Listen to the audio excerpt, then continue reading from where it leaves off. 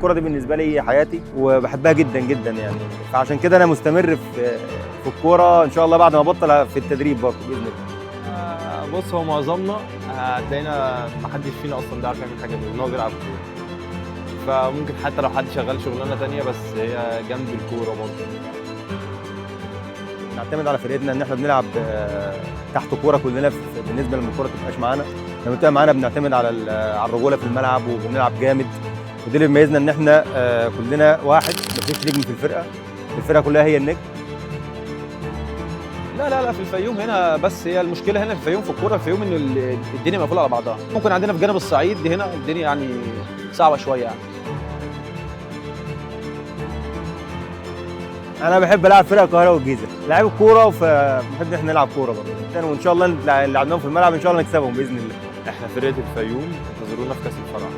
احنا فرقه الفيوم وانتظرونا في كاس الفراعنه. احنا فرقه الفيوم، انتظرونا ان شاء الله في كاس الفراعنه.